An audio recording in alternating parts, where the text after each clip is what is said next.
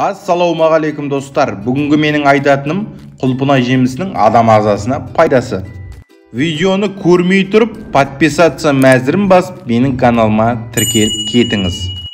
Құлпынай жемісін көбіне махаббат, сұлулық және жастық жемісі деп атайды. Оның не үшін олай аталатынын көбі біле бермейді.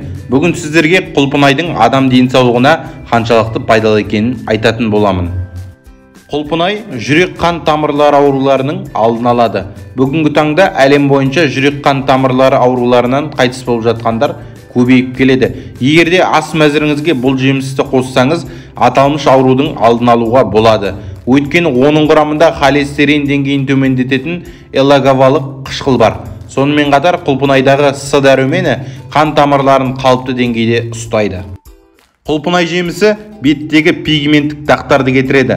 Егер теріңізді ағартып, секпілдер мен пигменттік дақтардан құтылғыңыз келсе, бетіңізге құлпынайдан маска жасаңыз. Алайда бірінші білегіңізге немесе басқа жеріңізге жасап көріңіз. Егерде бәрі жақсы болса, бетіңізге жаға беріңіз. Мұндай масканы аптасына 1-2 рет жасап тұрыңыз. Құлпынайдан жасалған маска безеу мен қабынуға қарсы көмектеседі. Егер теріңізге әртүрлі бөртпелер шығып мазаласа, онда құлпынайдың түйінінен маска дайындаңыз. Себебі оның құрамында тері ауруларымен күресетін антиоксиданттар бар. Құлпынай кәріліктен де сақтайды.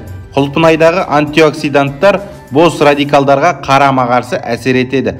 Сондықтан кәріліктің ауылы алыстайды. Ол үшін түскі тамағыңызды ішіп болған соң 40 минуттан кейін құлпынай жеуіңіз керек.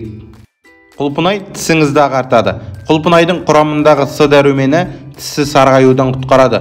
Оны тұтыну арқылы сіз белгілі бір уақыттан кейін тісіңіздің ағарғанына көзіңіз жетеді. Және де көздің көруін жақсартады. Жыл өте келе көзіңіздің көруі де нашарлай түсетіні анық. Ол кезде құлпынайдағы С дәрумені органикалық қышқылдар, флавоноидтер түрлі көз ауруларына қарсы көмектеседі. Құрметті достар, ауырып ем іздегенше ауырмайтын жол іздейік. Менің сіз үшін дайындаған видеом ұнаса, лайк басып, комментарий жазып кетіңіз. Және де менің каналыма тіркеліңіз.